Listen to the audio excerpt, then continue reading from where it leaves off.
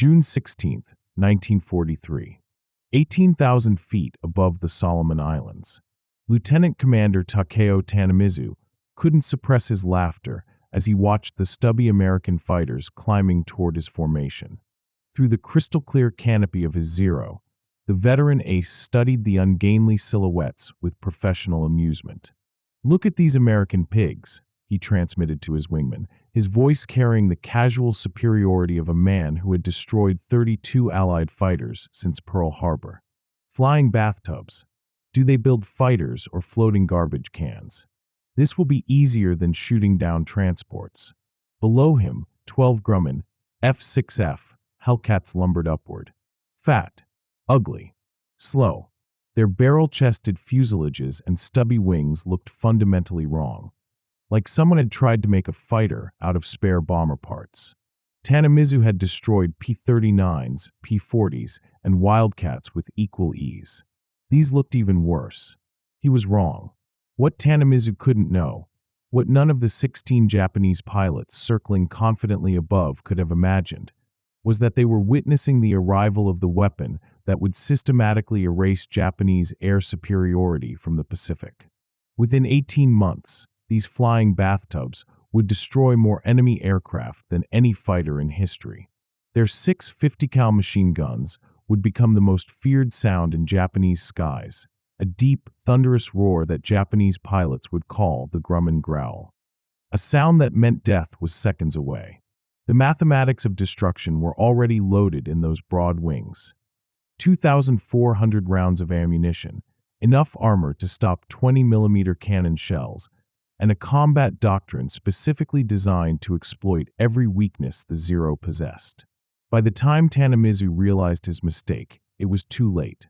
The Hellcat had arrived. The Japanese assessment of American fighters in mid-1943 wasn't arrogance, it was experience. Since Pearl Harbor, the Zero had dominated Pacific skies with a combat record that bordered on mythical. Kill ratios of 12-1 over the Flying Tigers, 5-1 over Wildcats at Coral Sea, devastating massacres of P-39s and P-40s defending the Philippines. The Zero represented Japanese fighter philosophy perfected. Sacrifice everything for performance. At 5,313 pounds, it weighed less than many training aircraft. Its engine produced only 940 horsepower, but in such a light airframe, it achieved extraordinary agility. It could turn inside any Allied fighter, climb to 20,000 feet in under 8 minutes, and cruise for 8 hours on internal fuel. Lieutenant Saburo Sakai, Japan's third-ranking ace with 64 confirmed victories, expressed what every Japanese pilot believed.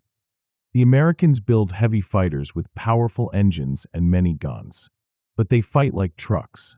In a turning fight, we can be on their tails in seconds. Their pilots panic, and we kill them. By early 1943, the situation had become critical for America. Bomber losses to Zero interception approached 30% on some missions. Carrier air groups faced 40% casualties in major engagements. Marine squadrons defending Guadalcanal survived not through superiority, but through sheer determination. The Zero's dominance seemed unbreakable, grounded in fundamental aerodynamic advantages that no amount of American horsepower could overcome. Australian pilots who had been fighting Zeros since 1942 watched the first Hellcats arrive with open skepticism.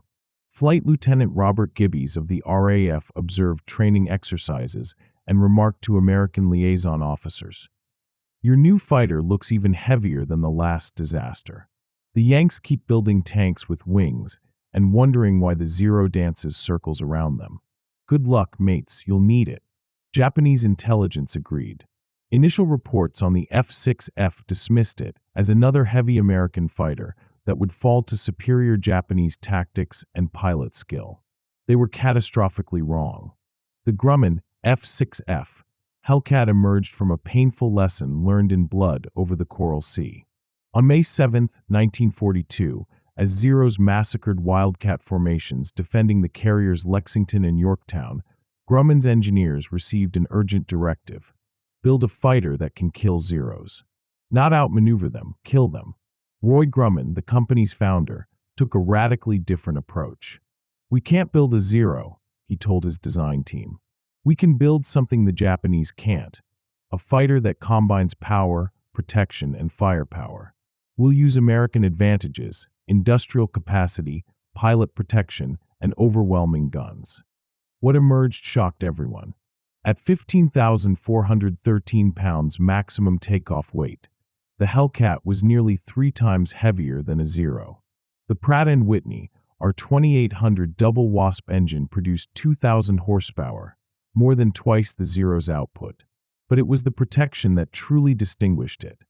3/8-inch armor plate behind the pilot, bulletproof glass windscreen, self-sealing fuel tanks, and 6 wing-mounted 50 cal Browning machine guns with 400 rounds each. "It looks like a tank with wings," one test pilot remarked after his first flight. "But it flies like a fighter, and it's built like nothing will stop it."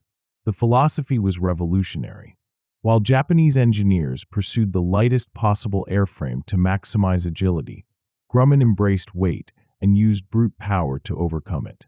The result was a fighter that couldn't turn with a Zero, but didn't need to. At high speed, the Hellcat's controls remained responsive while the Zero's stiffened. In a dive, the American fighter could reach 450 miles per hour, while the Zero's lighter construction limited it to 360 miles per hour. And in firepower, there was no comparison. 6 heavy machine guns versus 2 20mm cannon with 60 rounds each. Lieutenant Alex Vrashu, who would become one of the Navy's top aces, recalled his first impression. After flying the Wildcat, the Hellcat felt huge. The cockpit was roomy, almost luxurious. The visibility was incredible. You could see everything. The guys were calling it the Grumman Beast. We weren't sure if that was good or bad. But those who mastered it discovered something extraordinary. Lieutenant Commander Edward Butch O'Hare wrote in his evaluation report, "This aircraft will revolutionize carrier warfare. It has the range, the speed, the firepower, and, most importantly, the survivability to bring pilots home. We've been fighting with one hand tied behind our backs." The Hellcat frees both hands. The stage was set for the transformation. The first combat encounters in June 1943 appeared to confirm Japanese confidence. In the first week, American Hellcat squadrons lost 6 aircraft in dogfights with Zeros for only 4 confirmed kills. Japanese pilots reported the same tactical patterns they'd exploited against Wildcats. American fighters that tried to turn with them, exposing their vulnerabilities. Saburo Sakai shot down his first Hellcat on June 30th, 1943, describing it in his combat diary. New American fighter encountered. Larger and faster than Wildcat, but equally clumsy in maneuvers. Pilot attempted turn fight at 12,000 feet. I was on his tail in 90 seconds. 20mm cannon fire to engine. American fighter trailed smoke, but did not burn immediately. Very sturdy construction. Our tactics remained superior. The Zeros couldn't match the Hellcat's dive speed, but they didn't need to. By forcing turning engagements at medium altitudes, Japanese pilots could use their agility advantage. But something strange was happening in those early encounters that Japanese intelligence failed to notice. The Hellcats that were shot down had absorbed incredible punishment before falling. One aircraft returned with 21 cannon holes and over 100 machine gun strikes. Damage that would have disintegrated a Zero or reduced it to burning wreckage. More significantly, when Hellcats did get their guns on target, the results were catastrophic. The 650 cal Brownings created a convergence zone of destruction Japanese pilots had never experienced. While a Zero pilot might put a few 20mm shells into a Hellcat and watch it fly away trailing smoke, a single 2-second burst from a Hellcat's battery would tear a Zero's wing off or explode its unprotected fuel tanks. The ammunition capacity difference proved crucial. A Zero carried 60 rounds per 20mm cannon, enough for about 3 2-second bursts before the pilot was reduced to his nearly useless 7.7mm machine guns. A Hellcat carried 2,400 rounds total, enough for 40 seconds of continuous fire from all 6 guns. American pilots could fire long bursts without worrying about ammunition conservation, hosing down an area of sky and guaranteeing hits even with imperfect aim. By July 1943, American squadron commanders were learning from the early mistakes. Commander Jimmy Flatley, leading VF-9, analyzed gun camera footage and debriefed every pilot after missions. He recognized the pattern. Pilots were fighting on Japanese terms. At a squadron meeting in early July 1943, Flatley outlined new tactics that would become doctrine. Stop trying to dogfight them. The Zero turns better. Accept it. We have advantages they can't match. Speed, dive performance, climb rate at high altitude, and firepower. Here's how we fight. Maintain altitude advantage. Attack from above in high-speed passes. Fire a long burst. We have the ammunition for it. If they evade, don't chase into a turning fight. Extend away in a zoom climb.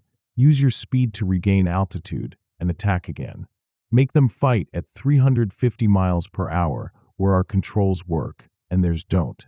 The tactical revolution began on July 17, 1943, during a bomber escort mission over Bougainville. VF-9, flying top cover at 22,000 feet, encountered 24 Zeros climbing to intercept the strike group. Instead of descending to meet them, the Hellcats maintained altitude and waited. When the Zeros reached 18,000 feet and began their approach to the bombers, the Hellcats dove. Lieutenant Hamilton McWhorter III described what happened. We came down from the sun at 400 miles per hour. The Zeros never saw us until we opened fire. I locked onto one from dead astern, range 300 yards. All 6 guns converged on him.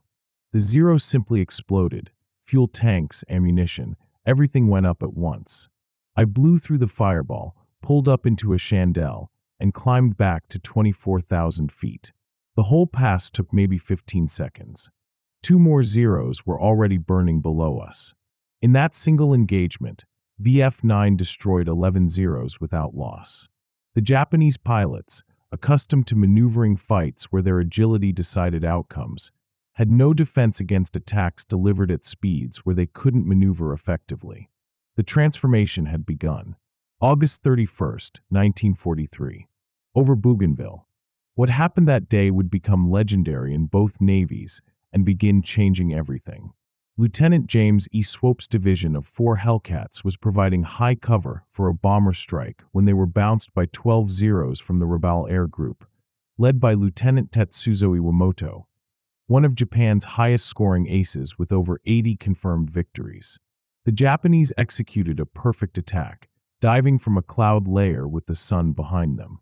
Swope's Hellcat, flying tail-end Charlie in the formation, was caught in the crossfire of 3 attackers simultaneously. The first Zero opened fire from 200 yards with both cannon and machine guns. His 20mm shells exploded across Swope's right wing, tearing away 3 feet of aileron and punching through the main spar.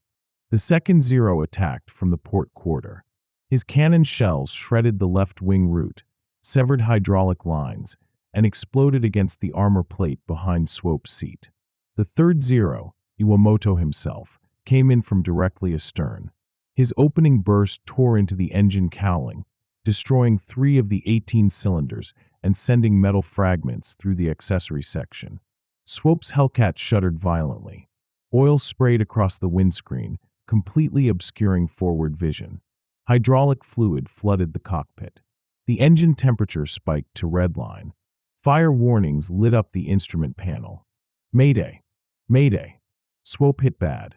Losing altitude. 3 Zeeks on me. He tried to bail out. The canopy was jammed.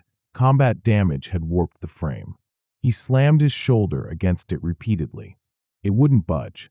He was trapped in a dying aircraft at 15,000 feet, 85 miles from friendly forces. Then it got worse. A 4th Zero discovered the crippled Hellcat struggling westward at barely 180 miles per hour. The Japanese pilot positioned himself 400 yards directly behind Swope's tail and opened fire.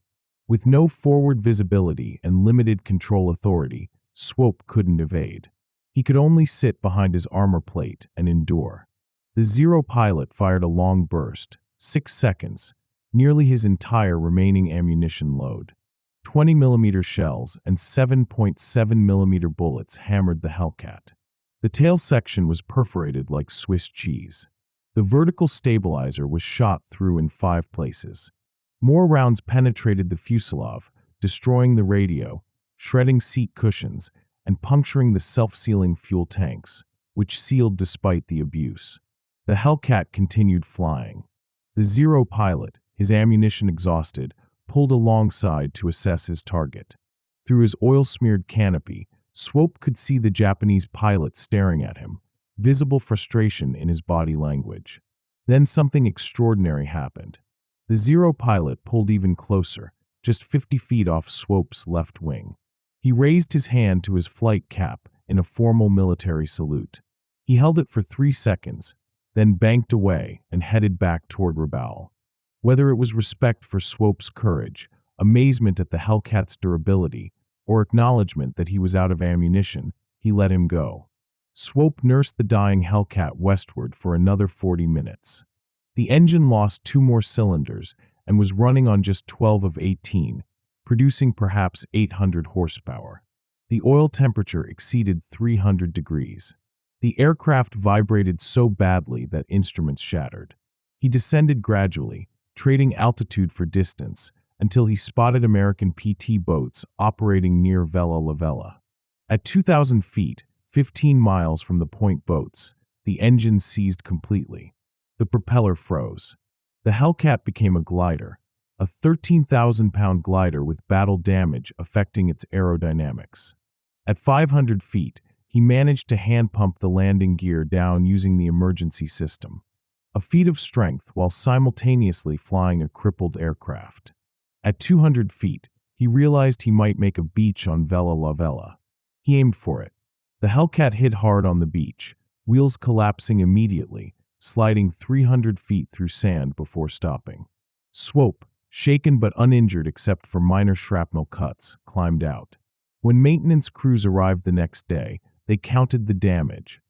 174 7.7mm bullet strikes, 37 20mm cannon holes, 3 missing cylinder heads, severed control cables held together by strands, both wings structurally compromised, tail section shot through in dozens of places, hydraulic system destroyed, and fire damage throughout the engine compartment. This airplane should not exist, the chief wrote in his damage report. Any other fighter I've worked on, Wildcat, P-40, P-39, would have come apart in midair after taking 10% of this damage. Lieutenant Swope flew this aircraft for 40 minutes and landed it on a beach after it had been destroyed 3 times over. The survival of Swope's aircraft sent shockwaves through both navies. American engineers studying the wreckage realized they had underestimated their own creation. Japanese intelligence, receiving combat reports from multiple witnesses, initially refused to believe the account. No aircraft could absorb that much punishment. But testimony from multiple pilots confirmed the impossible.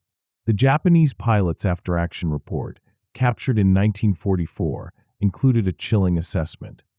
I expended all 20mm ammunition into the American fighter. It continued flying as if I had not fired at all. Our Type 0 kills Americans quickly if we hit them.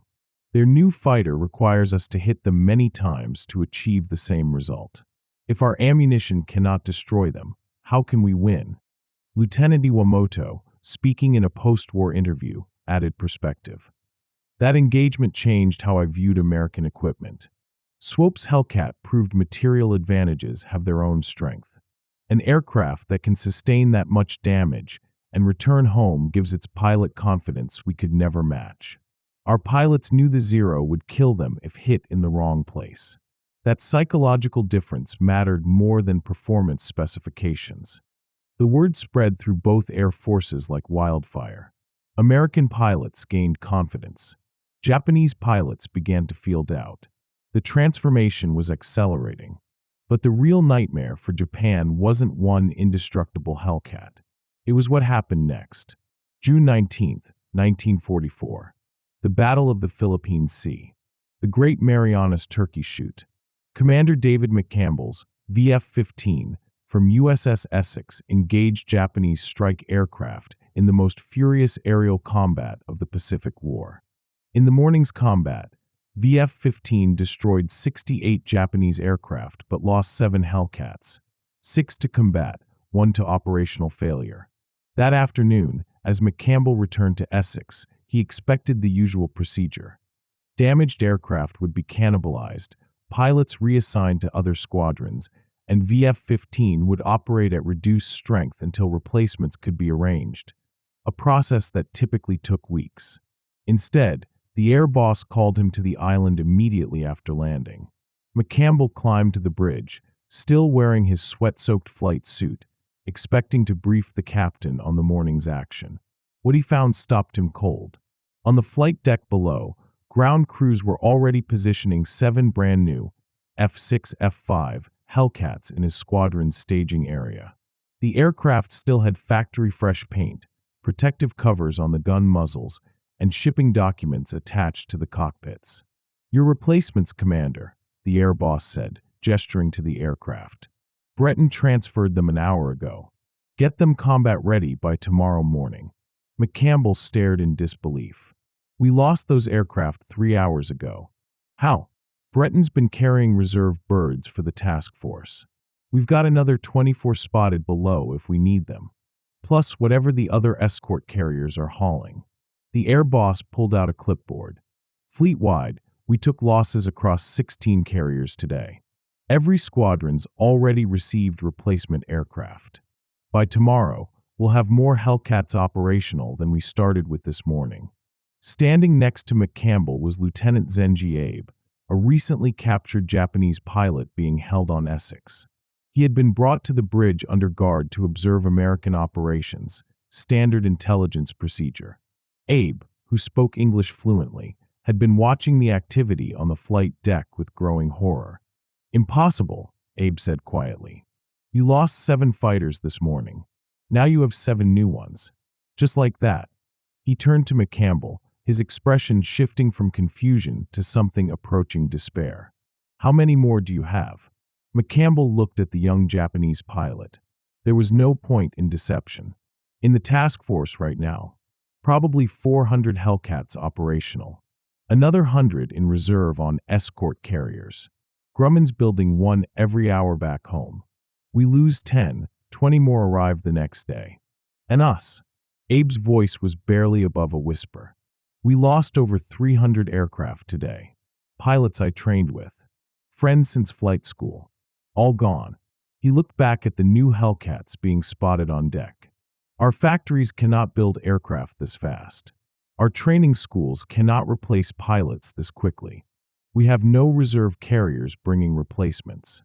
He turned back to McCampbell, and his next words captured the fundamental reality of the Pacific War. "How do you win this war? Simple mathematics. You lose 7, you get 7 more. We lose 300, and they are gone forever. This is not war. This is being buried. Buried under aircraft we cannot match." Below on the hangar deck, work crews were already stenciling VF-15's identification numbers on the replacement aircraft. Within 18 hours, all 7 would be combat-ready. Within 3 days, 2 would be lost in combat and immediately replaced again. The cycle was unstoppable, inevitable, and terrifying to anyone who understood its implications. The numbers told the story of inevitable defeat. In 1943, Grumman delivered 2,545 F6F Hellcats. In 1944, production peaked at 6,139 aircraft. By war's end, total Hellcat production reached 12,275 aircraft, built in just over 3 years. At peak efficiency, Grumman's Bethpage factory was completing 1 Hellcat every hour, 16 aircraft per day, operating 3 shifts around the clock. Japan, meanwhile, struggled to produce 350 A6M0s in all of 1944. The disparity went beyond manufacturing capacity. American carriers could replace losses immediately from escort carriers serving as aircraft transports. Damaged Hellcats were repaired aboard carriers and returned to service within days. Entire squadrons could be re-equipped with new aircraft in 48 hours. The Japanese had no such luxury. Each loss was permanent. Each pilot killed represented years of training that could never be replaced. Each aircraft destroyed was gone forever. The ammunition production was equally staggering. Each Hellcat sortie required 2,400 rounds of 50 cal ammunition. With hundreds of Hellcats flying multiple missions daily, consumption reached 5 million rounds per month by mid-1944. American arsenals produced 40 million rounds monthly, enough to supply the entire Pacific carrier force with ammunition left over. The pilot training pipeline demonstrated similar overwhelming capacity. By 1944, the United States was graduating 3,000 naval aviators monthly. Each Hellcat pilot received a minimum of 325 flight hours before entering combat, including 75 hours in type and extensive gunnery training. They practiced against captured Zeros, understanding exactly how their opponent flew, where it was vulnerable, and how to exploit the Hellcat's advantages.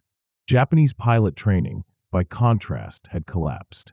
Fuel shortages limited training flights to 100 hours or less. New pilots arrived in combat squadrons having never practiced deflection shooting or tactics against American fighters. Many were killed in their first engagement. It wasn't just industrial superiority. It was industrial apocalypse, a tidal wave of steel, aluminum, and lead that Japan had no hope of matching. By late 1944, Japanese pilots had developed genuine terror of the Hellcat. It wasn't just the aircraft's performance or the overwhelming numbers.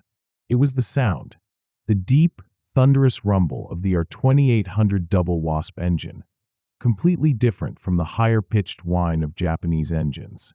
American pilots could hear it from miles away. Japanese pilots learned to recognize it instantly. They called it the Grumman growl. And once you heard it, you knew death was close. Warrant Officer Kiyoshi Ito, who survived multiple encounters with Hellcats, reported to his commanding officer. The new American fighters attacked differently. They refused our challenges to maneuver. They struck from high altitude with great speed, fired continuously as they passed, then climbed away before we could respond. Our 20mm cannon could not reach them during their climb. 3 of our pilots were killed before we could even begin evasive action. But it was the psychological impact of the Grumman growl that truly devastated Japanese morale.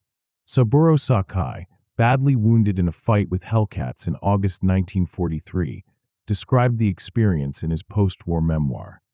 The American guns never seemed to stop firing. Tracers came in streams, not bursts. The sound, 6 heavy machine guns firing together, was like rolling thunder. We began calling it the Grumman growl.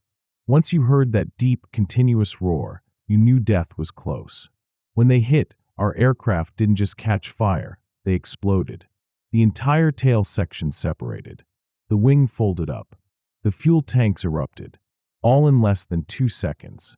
By December 1943, the kill ratio had stabilized at approximately 19-1.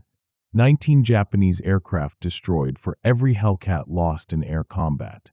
The Battle of Tarawa in November 1943 demonstrated the new reality. 9 carrier air groups, all equipped with Hellcats, provided cover for the amphibious invasion. When Japanese bombers from Rabaul attempted to attack the invasion fleet on November 20th, they encountered a defensive screen of over 100 Hellcats stacked from 10,000 to 30,000 feet. The slaughter was systematic. Japanese Betty bombers were intercepted 50 miles from the fleet. Hellcat divisions dove through the formations, their 6 guns shredding the unarmored bombers. Zero escorts, trying to protect the bombers, found themselves forced into high-speed chases they couldn't win. In 2 hours of combat, American fighters destroyed 35 Japanese aircraft, 17 bombers and 18 fighters, for the loss of 2 Hellcats, both to operational accidents rather than combat. Lieutenant Alexander Vrashu, flying from USS Lexington, shot down 4 Zeros in 6 minutes during the engagement. His combat report captures the one-sided nature of the fight. Intercepted raid 60 miles northwest of task force. Dove from 25,000 feet with my division. Speed on dive, 420 miles per hour. Pulled up behind trailing Zero, range 250 yards. Fired 3-second burst. Zero's left wing separated from fuselage. Second Zero attempted hard right turn. Followed in shallow turn. Hellcat turns adequately at high speed. Zero cannot turn tightly at 350 miles per hour. Got firing solution, 2-second burst. Zero exploded. The firepower differential created psychological effects Japanese pilots had never experienced. Sakai continued. When they hit, our aircraft didn't just catch fire, they exploded. I saw my wingman's Zero struck by a single burst. The entire tail section separated. The wing folded up. The fuel tanks erupted. All in less than 2 seconds.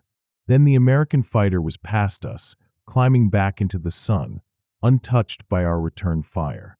We learned to fear that sound more than anything else in the Pacific War. By early 1945, Japanese medical officers reported a phenomenon they called Umi no Oni fever, sea demon sickness. Pilots reported physical symptoms when Hellcats were reported in the area. Trembling hands, rapid heartbeat, cold sweats, difficulty breathing. Some pilots refused missions, claiming illness or equipment problems rather than face the Hellcat threat. It wasn't cowardice. It was mathematics and psychology combined. Hearing the Grumman growl meant you had seconds to live. You couldn't outrun it. Couldn't outturn the bullets. Couldn't survive the concentrated fire of 650 cal machine guns pouring 100 half-inch projectiles per second into your unarmored aircraft. The Zero's lightweight construction, an advantage in turning fights, became a catastrophic liability when struck by streams of heavy bullets. While a Zero pilot might put a few 20mm shells into a Hellcat and watch it fly away trailing smoke, a single 2-second burst from a Hellcat would tear a Zero's wing off or explode its unprotected fuel tanks. Warrant Officer Sakai, one of the few aces to survive the entire war, described the psychological impact in interrogations after Japan's surrender. Encountering Hellcats became a death sentence. They were everywhere, over every island, every convoy, every base. If you fought them, you died. If you ran, they chased you down, they were faster. If you dove, they followed, and they dove faster. The only hope was to hide in clouds, but radar often found us even there. The worst was hearing them before seeing them. That deep rumble of the R2800 engine. The Grumman growl. Completely different from our Sakai.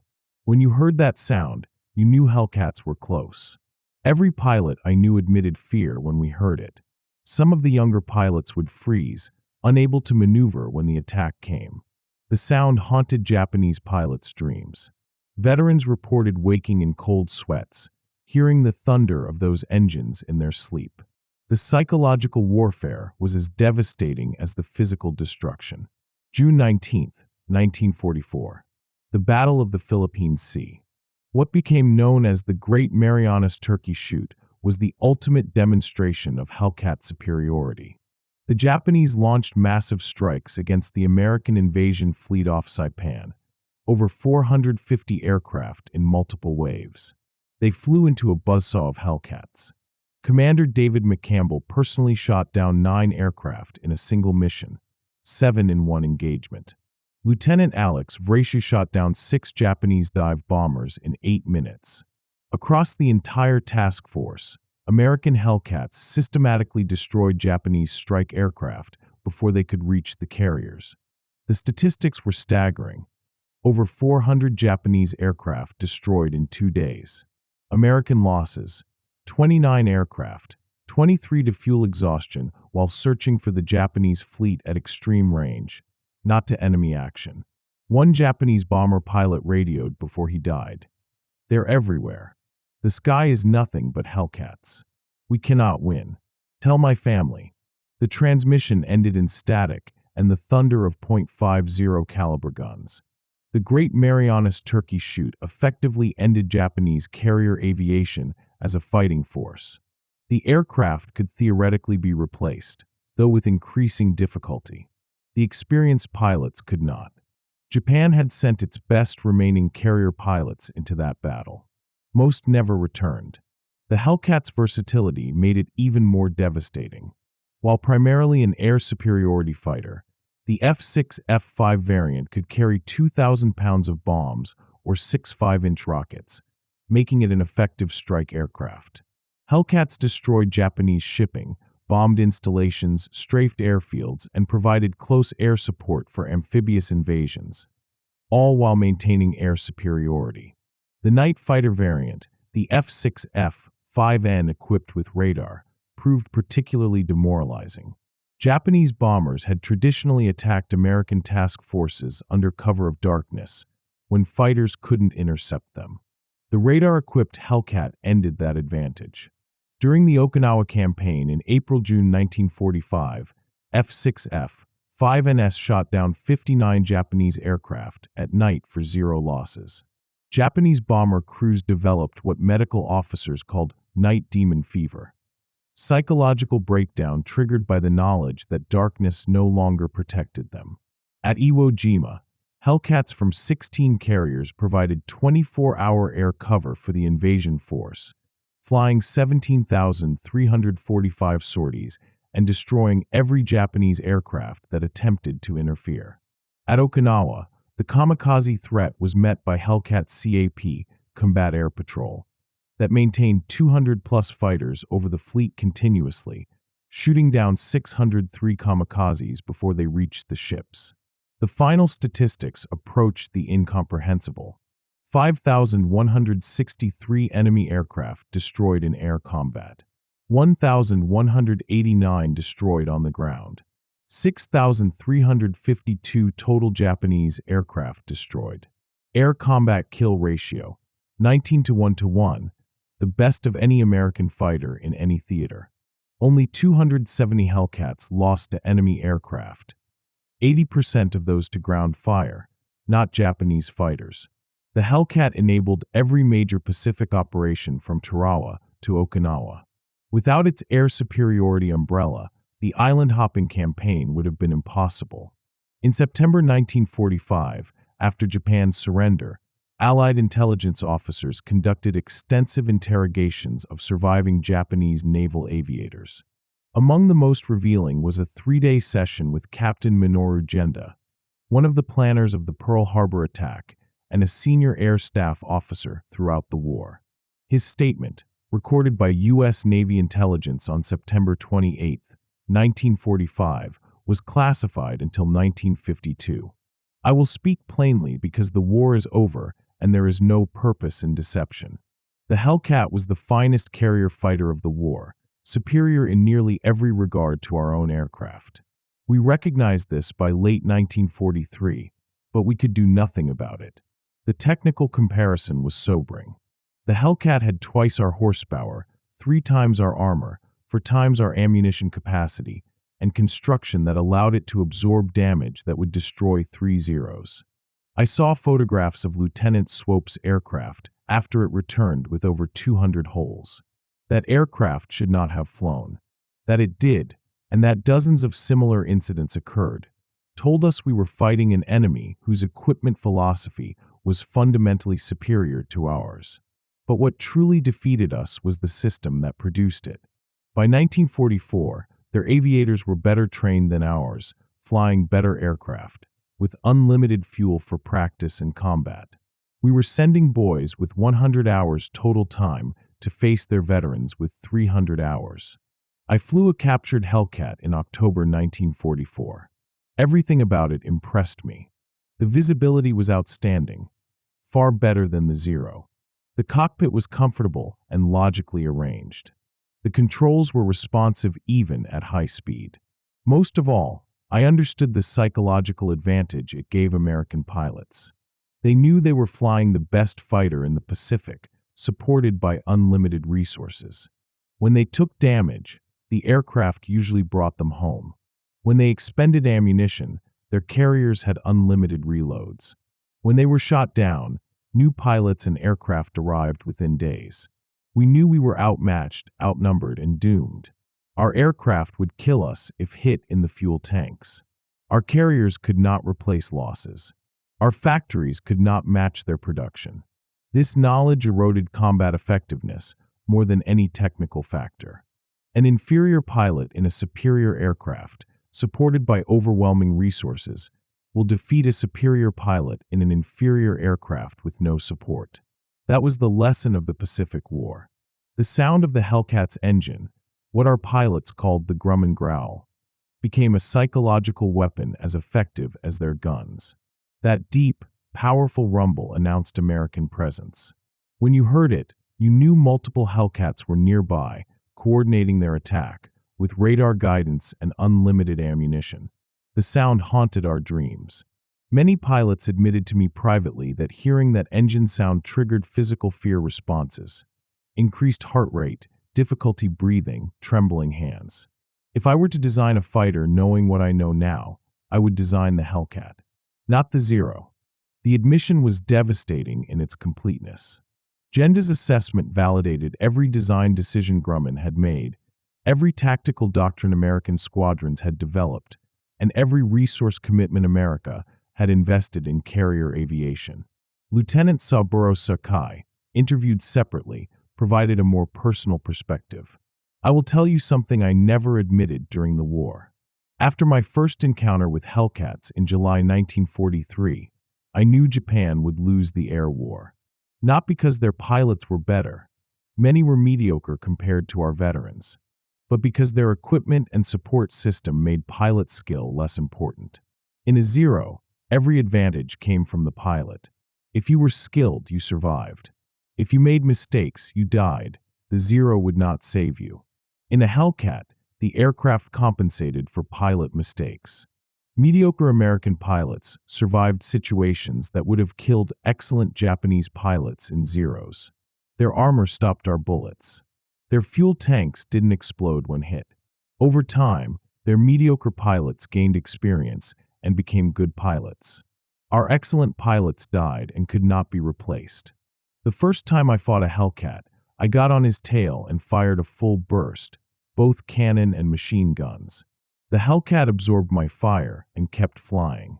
The pilot didn't panic. He pushed into a steep dive, accelerated beyond my top speed, and I lost him. I had never encountered an American fighter I couldn't catch or kill. By 1944, encountering Hellcats meant death for most pilots. Only supreme skill and luck allowed survival. I survived because I never challenged them on their terms.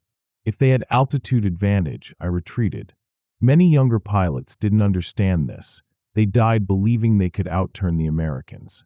They could outturn the aircraft, but they couldn't survive the guns. I remember the sound most of all. Every Japanese pilot who survived does. The R-2800 engine had that distinctive deep rumble, the Grumman growl, different from our higher-pitched Sakai. When you heard that sound, you looked around immediately, searching for the threat. Often, you were already dead. They attacked too fast to evade once they committed to the pass. That sound haunted our dreams, woke us at night, made us flinch years after the war ended. My American friends ask me what I remember most about the Pacific War. I tell them, not the battles, not the victories or defeats, but that sound. The sound of American industrial power, wrapped in wings and guns, coming to kill us. The numbers told the story that words could not fully capture. Republic Aviation produced 15,683 P-47 Thunderbolts during the war. North American built 15,586 P-51 Mustangs. Grumman manufactured 12,275 F6F Hellcats, and those 12,275 Hellcats destroyed more enemy aircraft than any other fighter in American service. The production achievement was staggering in its own right. Each F6F5 required 42,000 individual parts, 6 miles of electrical wiring, and 1,800 pounds of aluminum. The Pratt & Whitney R-2800 engine alone contained 1847 precision-machined components. Yet American workers, many of them women who had never seen an aircraft before Pearl Harbor, assembled these complex machines with quality that exceeded peacetime standards. At peak efficiency, the Bethpage factory completed one Hellcat every 60 minutes, 16 aircraft per day, operating 3 shifts around the clock. The quality control was exemplary. Less than 2% of completed aircraft had significant defects requiring rework. The Hellcat's survivability proved its final vindication. Of the 270 Hellcats lost to enemy action, combat analysis determined that 80% received fatal damage from ground fire, anti-aircraft artillery, rather than Japanese fighters. In air-to-air combat, the Hellcat demonstrated extraordinary ability to absorb damage and return home. Aircraft with holes from 20mm cannon shells, severed control cables, and burning engines still made carrier landings. One F6F returned from a mission with 287 bullet and shrapnel holes, landed safely, and was repaired for flight within 2 weeks. The Hellcat produced more aces than any other fighter in American service. Of the Navy's top 34 aces, 30 scored the majority of their victories in Hellcats. David McCampbell achieved all 34 of his victories flying F6Fs. Alex Vrashu scored 19 of his 19 kills in Hellcats. Cecil Harris, Patrick Fleming, and dozens of others built their records in the Grumman Iron Works fighter. These weren't just statistics. Each ace represented a highly trained pilot who survived because the Hellcat brought them home. The industrial achievement extended beyond aircraft production. The ammunition consumption was staggering, 5 million rounds of 50 cal monthly by mid-1944. American arsenals produced 40 million rounds monthly, enough to supply the entire Pacific carrier force with surplus remaining. The fuel consumption was enormous. Each Hellcat burned substantial fuel during combat operations. The logistics required to keep hundreds of Hellcats flying daily across the Pacific demonstrated American industrial capacity on a scale Japan could never match. Even more impressive than aircraft production was pilot training.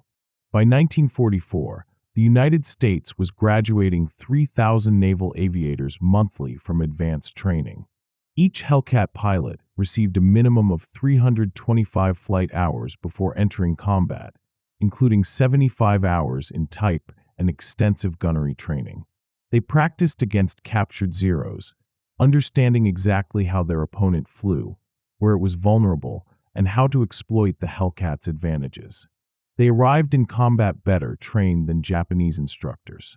Japanese pilots, by contrast, were entering combat with less than 100 hours total time by war's end, with minimal gunnery experience and inadequate tactical training. The result was inevitable.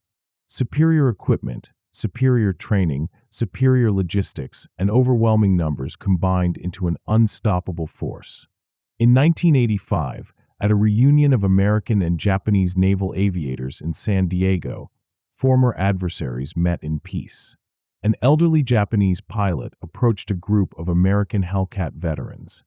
Through an interpreter, he asked if any of them had flown in the Marianas in June 1944. 3 Americans raised their hands. The Japanese pilot bowed deeply. When he straightened, tears were running down his face. "I was there," he said in halting English. "I flew a zero. I heard the sound," the Grumman growl. "I dove into clouds. I hid. I survived. 63 men from my air group did not. Every night for 40 years, I hear that sound in my dreams. That deep thunder. I wake up looking for clouds to hide in."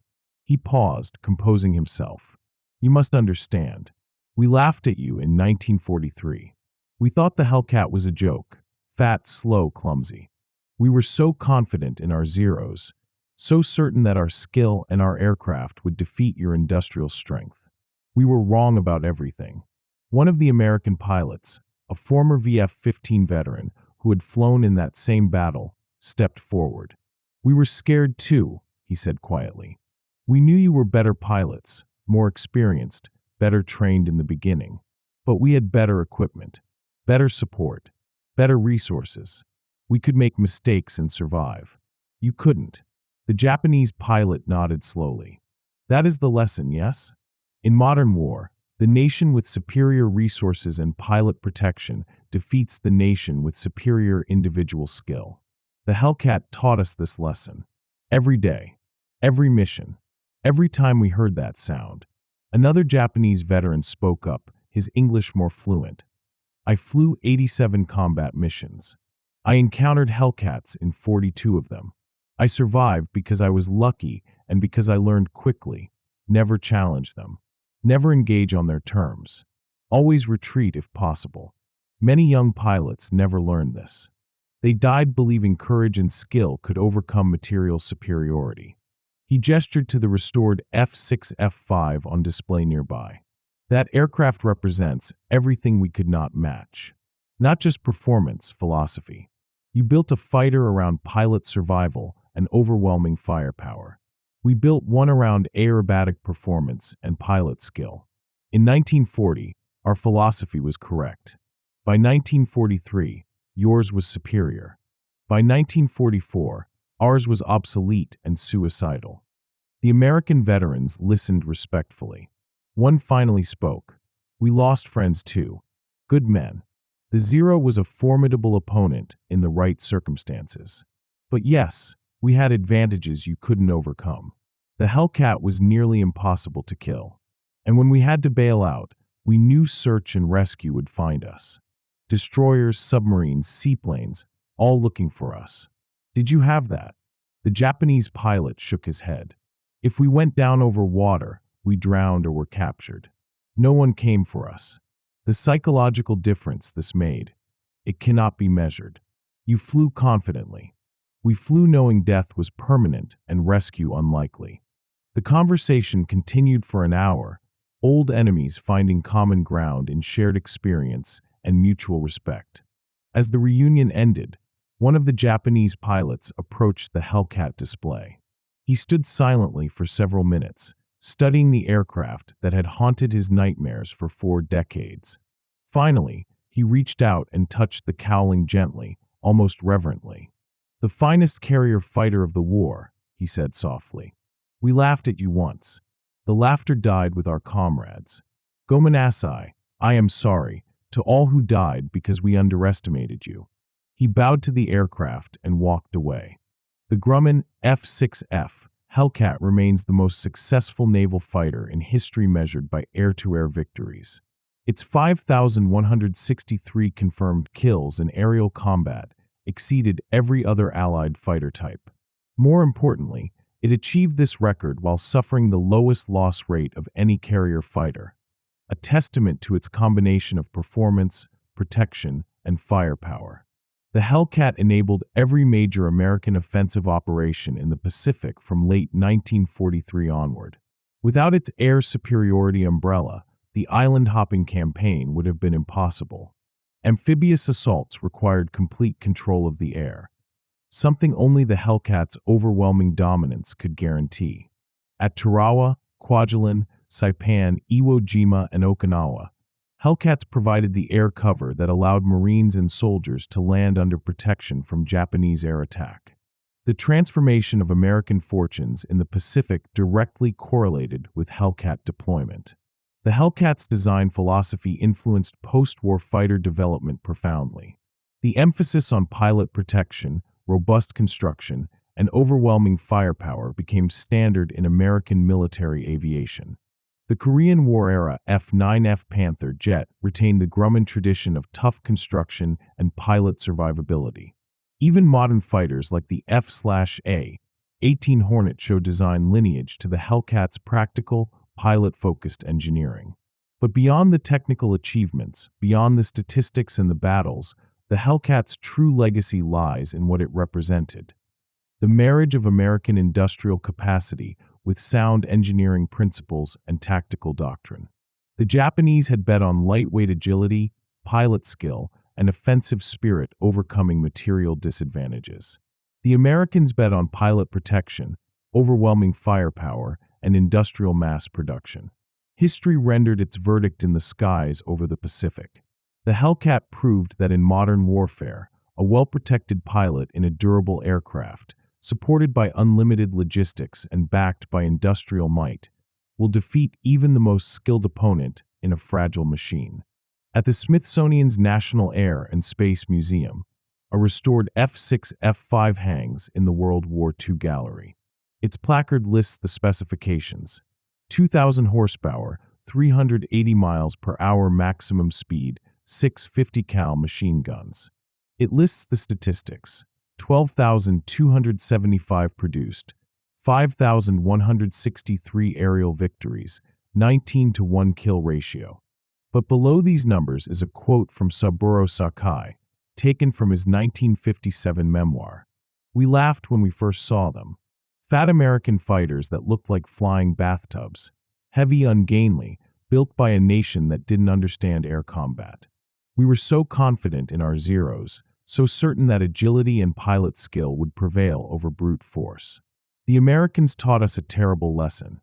In modern war, the side with superior resources, better pilot protection, and overwhelming firepower will win regardless of individual skill. The Hellcat didn't just defeat us, it made our entire design philosophy obsolete." By 1944, hearing the Grumman growl, that deep rumble of the R2800 engine, meant death was coming fast and unstoppable. The laughter died with our comrades. Every year, thousands of visitors, including aging veterans from both sides, stopped to look at that Hellcat. Some American veterans reach out to touch the cowling, remembering the aircraft that brought them home despite battle damage that should have been fatal. They remember the sound of that engine starting up before dawn launches, the confidence they felt strapping into that armored cockpit, the knowledge that they flew the best fighter in the Pacific. Some Japanese veterans stop and bow slightly, paying respects to the weapon that defeated them. They remember the sound too, but from a different perspective. The deep thunder that meant death was seconds away. The roar of 6 machine guns firing as one. The sight of wingmen exploding in midair. The psychological terror of knowing you were outmatched, outnumbered, and doomed. Both groups remember the sound. The Grumman growl. For Americans, it was the sound of salvation, powerful engines that brought them home, that gave them confidence, that represented unlimited industrial might. For Japanese, it was the sound of apocalypse, the thunder of approaching death, unstoppable and inevitable. The Hellcat's engine hasn't run in decades. The aircraft is a museum piece now, carefully preserved behind velvet ropes. But for those who heard it in combat, on both sides, the sound never really faded. It echoes still in dreams and memories. The deep, powerful rumble of American industrial might. The roar of 6 synchronized machine guns. The thunder that announced the sky belonged to America. The F6F Hellcat entered combat in June 1943 as an object of Japanese derision, a flying bathtub, they called it. Fat, slow, ungainly. Built by a nation that didn't understand the art of aerial combat. 18 months later, it had destroyed 5,163 Japanese aircraft and broken the back of Japanese naval aviation forever. The transformation wasn't just about technology or tactics. It was about philosophy. 2 completely different approaches to warfare meeting in the crucible of combat. Japan bet everything on lightweight agility, pilot skill, and offensive spirit. They built the Zero, a magnificent aircraft that could outmaneuver anything in the sky. They trained pilots to perfection, creating aces with dozens of victories. America bet on protection, firepower, and industrial capacity. They built the Hellcat, a heavily armored fighter that couldn't turn with a Zero but didn't need to. They trained thousands of pilots to competence, created a logistics system that replaced losses instantly, and manufactured ammunition by the billions of rounds. In 1940, the Japanese philosophy was correct. In 1943, the American philosophy proved superior. By 1945, the Japanese philosophy had led to annihilation. The mathematics were brutal and simple. Japan produced 10,939 Zeros during the entire war. America produced 12,275 Hellcats in 3 years and replaced losses faster than Japan could inflict them. Japan trained elite pilots in small numbers. America trained competent pilots by the thousands, and they survived to gain experience because the Hellcat brought them home. Japan fought with courage, skill, and determination. America fought with courage, skill, determination, and an industrial base that could bury the enemy under an avalanche of steel. The result was inevitable. Japanese pilots laughed at the Hellcat in June 1943. By August 1945, there were no experienced Japanese naval aviators left to laugh. The thunder had spoken. 650 cal machine guns had rewritten the rules of carrier warfare. And the Grumman growl, that deep, unstoppable rumble of American industrial power, had become the sound that ended the rising sun's dominance forever. The Pacific sky belonged to America. And it all started with a flying bathtub that Japanese pilots learned, too late, was actually an instrument of annihilation.